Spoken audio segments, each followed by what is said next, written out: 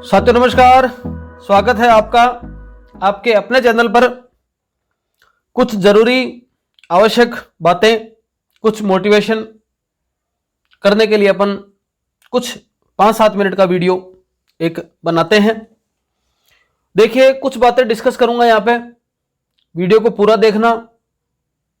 मुझे पता है आपके पास समय नहीं है, फिर भी शायद 5-7-10 मिनट निकालोगे तो आपके लिए ये बहुत जरूरी होगा, बहुत फायदेमंद होगा शायद। देखिए, फर्स्ट पेपर के अंदर और सेकंड पेपर के अंदर मिलाते हैं तो मेरिट का आकलन करीबन आज लगभग 250 बच्चों से संपर्क हो गया टोटल, लगभग। तो अंदाज निकल के आता है कि 270 से 275 जनरल की मेरिट जाएगी, कम भले जाए, इससे ज्यादा के चांस नहीं लग रहे। दूसरा, फिर ओबीसी और ईडब्ल्यूएस की इससे 10 नंबर कम मान लो, ये इससे कम भले ही हो जाए, ज्यादा के चांस कम लग रहे हैं मेरे को जाने के, पर इससे कम हो सकती है।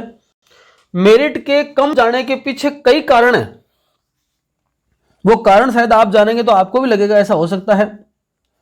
पहला कारण यह है कि हर बार की तरह देखा जाए तो इस बार एग्जाम की प्रिपरेशन में बच्चों को कम टाइम मिला, एग्जाम की प्रिपरेशन में कम समय मिला। जिस प्रकार से फर्स्ट ग्रेड का सिलेबस है उसके हिसाब से देखा जाए तो 6 महीने मिनिमम परीक्षा के मिलने होते हैं, जो कि इस बार इतने टाइम समय बच्चों को नहीं मिल पाया, तो यह कारण एक रह सकता है। 2 नंबर कारण देखा जाए तो इस बार जो 40% मिनिमम का क्राइटेरिया कर दिया, इसके कारण से कई सारे बच्चों के मैसेज आए पड़े हैं कि उनका मामला ठीक है सेकंड पेपर में, लेकिन फर्स्ट पेपर के अंदर 40% ही क्रॉस नहीं हो रहे। तो फर्स्ट पेपर के अंदर अगर मिनिमम क्वालिफिकेशन वो पार नहीं कर रहे हैं, SC ST को छोड़कर उनके 35% है, इसका मतलब वो फिर रेस से बाहर हो गए। तो ये कुछ बातें शो करेंगे कि वो फिर आपके जो, वरना तो क्या था कि फर्स्ट पेपर में कम होकर भी सेकंड पेपर में क्रॉस कर लिया करते थे लोग बाग। कई ऐसे थे 2015 वाली भर्ती में जिनमें फर्स्ट पेपर में केवल 50 नंबर थे, लेकिन वो केवल सब्जेक्ट के बेसिस पे उन्होंने सिलेक्शन निकाल लिया था। दूसरा कारण ये था कम रहने का। तीसरा कारण मेरिट कम रहने का कारण क्या है कि पेपर अव्यवस्थित था। अव्यवस्थित का मतलब, पहले आप एग्जाम देते आते तो आपको पता था कि भाई 5% ज्योग्राफी के आने हैं, 5% जनरल साइंस के आने हैं। अब फर्स्ट पेपर में 10% ज्योग्राफी के आ जाते हैं, 3% जो आपके जनरल साइंस के आते हैं, करंट अफेयर के पर्सन है, मैनेजमेंट के पर्सन पूरे नहीं आते, 10% नहीं आते हैं। सब्जेक्ट की बात करें तो आपके 20% साइकोलॉजी के आ रहे हैं, 130% सब्जेक्ट के आ रहे हैं। और सब्जेक्ट में भी बात करें 130% में भी सामान्यतः 10% है वो पीजी वाली यूनिट से आते हैं। इस बार 28% आए हुए हैं पीजी वाली यूनिट से। तो कई छोड़ते हैं कि यार पीजी की यूनिट है, इसमें 10% ही तो आते हैं, छोड़ देते हैं। तो छोड़ देते हैं, इसका मतलब 10% की जगह 28% छूट गए, वो उनको नहीं लिया, कवर किया। तो ये कुछ कमियां रही।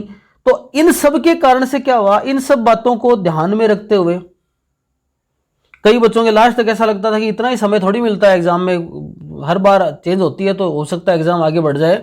तो ऐसे करके तमाम सब कारणों के, फिर बात करें सब्जेक्ट की और फर्स्ट पेपर की, दोनों के पेपर पूरा एनालिसिस करने के बाद, पूरा एनालिसिस कौन सा, क्योंकि मैंने 2-3 भर्तियों के एग्जाम दिए भी हैं और पढ़ा भी रहा हूं, तो दोनों अनुभवों के बेसिस पर बोल रहा हूं कि पेपर ओवरऑल देखा जाए तो दोनों ही पेपर पिछली भर्तियों की तुलना में टफ थे, लेवल इनकी तुलना में हार्ड था।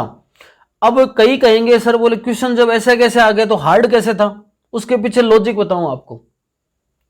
कई बार क्या होता है कि पेपर की जो कठिनाई का स्तर है ना, वो आप बाहर आकर नहीं आकलन कर सकते। परीक्षा हॉल में उस 3 घंटे के दौरान आपसे वो प्रश्न इजीली सोल्व हो रहा है या आपके दिमाग को वो डाइवर्ट कर रहा है, उस बात पर डिपेंड होता है मेरिट। पेपर बाहर आने के बाद तो लोग बाग पूरा ही सोल्व कर देंगे, आप ही कर लोगे खुद। पर मैंने अधिकतम जहां तक नोट किया है, बहुत सारे बच्चे ऐसे, बहुत सारे क्या सैकड़ों बच्चों के ऐसे मैसेज या फोन आए हैं जिनकी मानसिकता पेपर में बिगड़ी है। प्रश्न पढ़ने के बाद उन्होंने गलत कर दिया है, प्रश्न पढ़ने के बाद टिक करने के बाद कंफ्यूज हो गए हैं। क्यों हुआ? क्योंकि प्रश्न में क्वेश्चनों का कुछ लेवल ऐसा था जो आपके दिमाग को घुमाने के लिए मजबूर कर रहा था। भरने में गलतियां हुई हैं, ऐसे करके जो नॉर्मल गलतियां हर बार होती हैं 2%, 5%, उनको नहीं बता रहा मैं बताऊं बड़े स्तर पे गलतियां हुई है बच्चों से। क्यों? क्योंकि पेपर में कुछ स्तर इस प्रकार का होता है कि आपका वहां पर संतुलन बिगड़ जाता है। जैसे 2015 के अंदर फर्स्ट पेपर के अंदर इस प्रकार से संतुलन बिगड़ा था कि लोगों के 40-40, 50-50 नंबर ही आए थे, क्योंकि पेपर का स्तर इस प्रकार का था। पर वहां पर लोगों ने क्या किया, अपने आप को मैनेज कर लिया। मैनेज इसलिए कर लिया कि वहां पर 4-4, 5-5 दिन के गैप थे। यहां पर एक पेपर आने के बाद जस्ट अगले दिन आपका पेपर है, तो आप अपने आप को समझ ही नहीं पाए।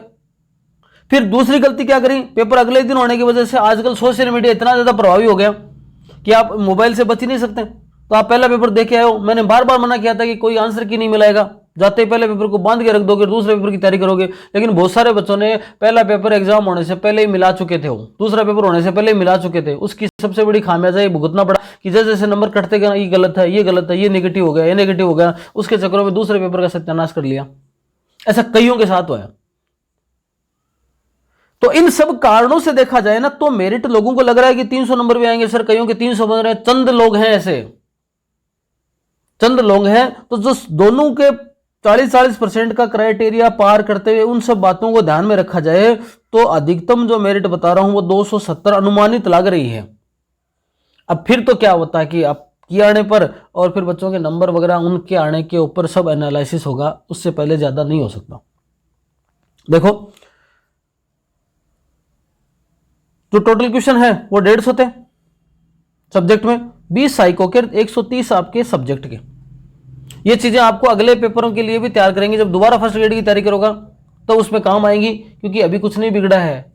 कहीं चिंतित होने की बिल्कुल आवश्यकता नहीं, रोने धोने की बिल्कुल भी आवश्यकता नहीं है। आपको मौका देगा जीवन में, फिर मिलेगा फर्स्ट ग्रेड फिर आएगी। थर्ड ग्रेड की तैयारी करोगे, रीट की कर रहे हो, सब चीजों को भूल भाल के एक बार अपने को मैनेज करते हुए आगे बढ़ना है। तैयारी में कईयों की कमी नहीं थी, फिर भी पेपर को मैनेजमेंट में दिक्कत आ गई, पेपर को अटेम्प्ट करने में समस्या आ गई।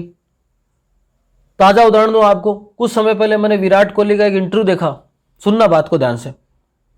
विराट कोहली का एक इंटरव्यू देखा, और विराट कोहली से इंटरव्यू के बाद में कुछ लोगों ने पूछा, जब इंटरव्यू में कुछ लोगों ने पूछा कि सर आप पिछले महीनों में तैयारी प्रैक्टिस क्यों नहीं कर रहे?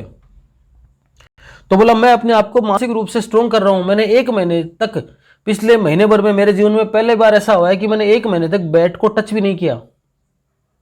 मैं अपने आप को मानसिक रूप से मजबूत कर रहा हूं। मैं योगा मेडिटेशन करता हूं, क्योंकि मुझे पता है कि और क्या प्रैक्टिस करूं। क्रिकेट थोड़ी ऐसा कि मेरे को आता नहीं है, क्रिकेट तो आता ही है, पर फिर भी मेरे साथ ऐसा क्यों हो रहा है कि मैं इतने बड़े स्तर के खिलाड़ी मानते हैं मेरे को, उसके बावजूद भी मैं अपनी परफॉर्मेंस क्यों नहीं दे पा रहा? मैं इतने लंबे समय तक प्ले ऑफ कैसे रह सकता हूं? क्योंकि प्रेशर आ गया तमाम प्रकार का। बच्चों के ऊपर भी प्रेशर आता है। एग्जाम का फॉर्म भरते ही माँ बाप, भाई बहन, परिवार, रिश्तेदार सब नाते ना जो है ना बोलने लग जाते हैं, और तैयारी कैसे चल रही है? अब की बार तैयारी ठीक कर रहा है, तैयारी कैसे चल रही है, क्या हुआ तेरा एग्जाम का, कैसा हुआ पेपर, ये है, नंबर नहीं आता है। तो भैया देख, तैयारी करने वालों को आता है नंबर, ऐसे आते हैं, इतना थोड़ी आसान थोड़ी होता है कोई नंबर लाना। नंबर लाने वाले और ही होते हैं। परिवार के, समाज के आसपास के लोग ज्यादातर डीमोरलाइज ही करेंगे, और उम्मीद बढ़ जाती है उनकी। पेपर शुरू होते ही, पेपर का फॉर्म भरते ही आपको भी उम्मीद बढ़ जाती है कि पेपर का फॉर्म भरते ही मेरा नंबर आ गया। जबकि जो बच्चा ये सोच के तैयारी करता है कि चलो मेरे को तैयारी करनी है, नंबर आए ना आए वो बाद की बात है, मैं तैयारी बढ़िया करूं, मानसिक रूप से स्वस्थ होकर तैयारी करूं, तो उसकी दिक्कत नहीं आती। तो कोहली ने 1 महीने, 2 महीने, 3 महीने को अपने आप को कमरे में बंद कर अपना अभ्यास किया, मेडिटेशन किया, योगा किया, मानसिक रूप से मजबूत आया वो, और उसके बाद में इन्होंने शतक भी मारा है, अर्धशतक भी मार रहा है, अच्छी परफॉर्मेंस भी चल रही है। तो जिन लोगों के पेपर की तैयारी बढ़िया थी, बाद में लगता है पेपर मैंने बहुत बढ़िया कर सकता था मैं, लेकिन हो नहीं पाया एग्जाम सेंटर में, उनको ज्यादा पढ़ने की जरूरत नहीं है इस समय। उनको अपने आप को 2, 4, 5 दिन, 10 दिन या फिर लंबे समय तक 15-20 मिनट सुबह शाम योगा में डालना पड़ेगा। मेडिटेशन, ध्यान लगाओ, अपने को शरीर से मजबूत करो। केवल अपन मोबाइल, इन सब चीजों के एडिक्ट इतने हो गए कि अपने को चीजें सही समझ नहीं आ रही हैं। अपना मानसिक रूप से धीरे धीरे कमजोरी होती जा रही है।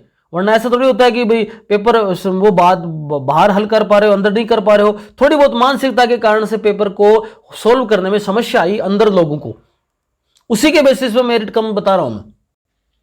कईयों पे एनालिसिस हुआ। तो अपने आप को मानसिक रूप से मजबूत करो, अगली परीक्षा के लिए तैयार करो। आपके पास 2nd ग्रेड है, रीट है, ये ऑप्शन है। अभी 2, 4, 5 दिन अपने आप को रेस्ट करते हुए आप इन पर अपने आप डाल सकते हो। ज्यादा कट ऑफ क्या जाएगी, क्या रहेगा, उन पर ज्यादा माथापच्ची नहीं करनी अब, क्योंकि रियल में किसी को एनालिसिस नहीं होता। मोटा मोटी आपको आइडिया बता दिया मैंने।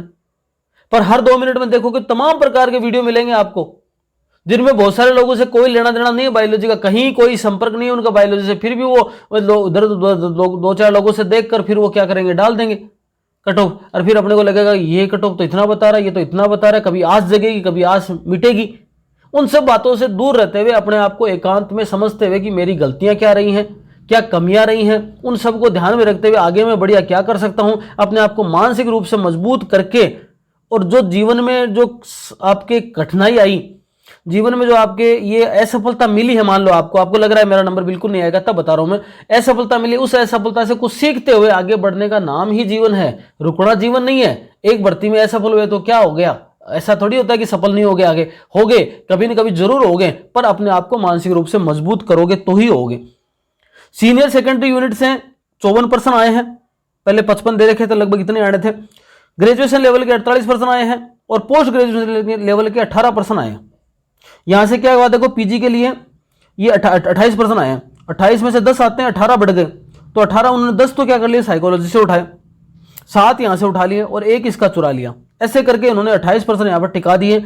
अब कई देखो पढ़ने वाले, कई लोग बाग आपको मिलेंगे, कई बोलो कुछ नहीं करना, ज्यादा पढ़ने की जरूरत नहीं है, आप तो आरबीएससी एनसीईआरटी आरबीएससी पढ़ो, बहुत बढ़िया बात थी, मैं भी चाह रहा था कि एक एक लाइन पढ़ो, लेकिन जो सिलेबस उनमें है ही नहीं, उनको कैसे पढ़ोगे? उनके लिए तो आपको क्या करना पड़ेगा, बुक आगे पीजी की यूजी की लेनी पड़ेगी ना बुक, माइक्रोस्कोपी वगैरह कहां पढ़ोगे, इनके इतने सारे पर्सन आ गए। तो जो कि भाई रीट की जो है ना, आपके जो नीट की सीट आती है, सीट को रट डालो, इनसे बाहर कुछ नहीं जाता, सीट को रटो, नीट की पढ़ो, नीट की पढ़ो। रे नीट में नीट के लेवल का ही तो सिलेबस आएगा, इतने लेवल का ही तो आएगा, ये कहां से लाओगे? ये भी मान लो कई बार मिल जाता है, तो जो सिलेबस अब बायोलॉजी ह्यूमन वेलफेयर नीट में कहां है, उसको लिए तो पीजी यूजी की और किताबें पढ़नी पड़ेंगी ना। तो ये सब चीजें जो सिलेबस में कोई चीज नहीं है, तो पर कई लोग नीट के लगे हुए हैं, सोल्व कर रहे हैं, पेपर सोल्व करे जा रहे हैं, उससे कई सारी गलतियां आई हैं। देखो टेक्सोनॉमी यूनिट से 7% आए हैं, स्ट्रक्चर ऑर्गेनाइजेशन वाली में जैसे एनिमल प्लांट टिश्यू फ्लोरोसेंस वाले के अंदर पुष्पक्रम वगैरह से 8% आए हैं, प्लांट फिजियोलॉजी से 7%, एनिमल फिजियोलॉजी से 8% मिले हैं, जेनेटिक्स इवोल्यूशन से 6% मिले हैं, बायोलॉजी ह्यूमन वेलफेयर से 9% आए हैं और एनवायरमेंट बायो वाले से 9%। यहां पर इस प्रकार से इतने परसेंट तो यहां आए। इधर देखो ग्रेजुएशन लेवल पे 7% है वो सेल स्ट्रक्चर वाली यूनिट से, 12% टेक्सोनॉमी से आए। 12% टेक्सोनॉमी में आने का क्या मतलब हो गया कि यहां पर प्लांट की टेक्सोनॉमी भी है, एनिमल का क्लासिफिकेशन भी है इसमें, और प्लांट फैमिली भी है, तो इन सब से मिला के इतने हो गए। ये वाली यूनिट है स्ट्रक्चर रिप्रोडक्शन लाइफ साइकिल, तमाम प्रकार के एनिमल्स दे रखे थे, उनसे 5% आए हैं। एल्गी टू जिम्नोस्पर्म एक अलग चैनल पर करवाई थी अपन ने एक वीडियो में ही, उससे 3% आए हैं। डेवलपमेंटल बायोलॉजी है उसके 6% आए हैं। रिप्रोडक्शन हायर प्लांट है उससे 6% आए हैं। इथोलॉजी के 4% आए हैं, जो अक्सर लोग छोड़ देते हैं, मिलती नहीं है, नोट्स भी नहीं कबाड़ते, 4% मिले आपको। बायोस्टेटिक्स है उससे 5% आए हैं। पोस्ट ग्रेजुएशन लेवल से देखो पीजी से इकोलॉजी के 8% पड़े हैं, बायोटेक्नोलॉजी के 5%, टेक्निक के 4%, यहाँ माइक्रोस्कोपी के देखो 6%। माइक्रोस्कोपी में अब टॉपिक कितना है, माइक्रोस्कोपी की आपकी जो मेन माइक्रोस्कोपी बेसिक है, ठीक है, उसके बाद में उसके आपके जो लाइट माइक्रोस्कोप है, फेज कॉन्ट्रास्ट माइक्रोस्कोप है, इलेक्ट्रॉन माइक्रोस्कोप है, 3 ही टॉपिक थे। 3 टॉपिक से अगले ने कितने परसेंट उठा लिए, 6% उठा लिए। इस वाली यूनिट से 5% आए, ऐसे करके पीजी से 28% आए, टोटल 130% का सब्जेक्ट में आए। तो इन 130 में से कईयों ने जो यूनिट छोड़ दी है, ये सब है, ये जो मैनेजमेंट रहा, ये भी परीक्षा में मेरिट कम लाने के पीछे कारण बनेगा एक। तो उम्मीद है आप इस चैनल से जुड़े रहिए, आपको आगे बहुत सारी अपडेट्स मिलती रहेंगी। सेकंड ग्रेड रीट का भी क्या कुछ कर सकते हैं, ऐसी प्लानिंग चल रही है, जल्दी आपको 1-2 दिन में खबर मिल जाएगी कि क्या कुछ अपन कर सकते हैं, क्या पॉसिबल हो सकता है। आप भी सजेशन करना, इसमें बताना कि सब क्या कर सकते हैं फर्स्ट ग्रेड आपके रीट और सेकंड ग्रेड के लिए। फर्स्ट ग्रेड का बैच तो चलाएंगे दोबारा, एक बार ये सेकंड ग्रेड और रीट दोबारा पूरी हो जाए, उसके बाद फर्स्ट ग्रेड तो दोबारा चलाएंगे। तो फर्स्ट ग्रेड को तो अभी कई बच्चों के मैसेज आ गए, बोल सर आप वाला कोर्स हम ले लेते हैं, लेकिन अभी कुछ मत लेना, क्योंकि वो कोर्स की वैलिडिटी इस प्रकार से सेट है कि वो तो एक्सपायर हो जाएगा, तो आपको नहीं लेना है, दोबारा लॉन्च करें तो ही लेना है। संत कृपा बायोलॉजी क्लासेस अभी आप देख रहे हैं, बहुत सारे लोग ने अभी उसको सब्सक्राइब नहीं किया, तो सब्सक्राइब जरूर कर लें चैनल को, जिससे आपको आगे चलकर बहुत सारी अपडेट्स लगातार मिलती हैं। और लास्ट में एक ही बात कहूँगा, बीती ताही बिसार दे आगे की सुध ले। बीत गया सो बीत गया, बीत गई सो बात गई, तो रात गई बात गई, अब बात खत्म है वो, केवल उससे कमियां क्या रही उसको ढूंढो, एनालिसिस करो और आगे बढ़ो। यही जीवन है। आगे की सभी एग्जामों के लिए, सेकंड ग्रेड है, थर्ड ग्रेड है, फिर आपके फिर फर्स्ट ग्रेड आएगी, उन सभी के लिए आपको अग्रिम शुभकामनाएं और अपने आप को मानसिक रूप से मजबूत करते हुए एक बेहतरीन स्टूडेंट जिसमें लगने लग जाएगी भाई इसका सिलेक्शन मांगता है, ये सिलेक्शन आना चाहिए, इस प्रकार से अपने आप को नेचर को तैयार कर लोगे, मानसिक रूप से मजबूत हो जाओगे तो एग्जाम तो क्लियर कर ही लोगे। आज नहीं तो कल सफलता जरूर मिलेगी, ऐसी मेरी उम्मीद ही नहीं पूर्ण विश्वास है। धन्यवाद। शुभ रात्रि।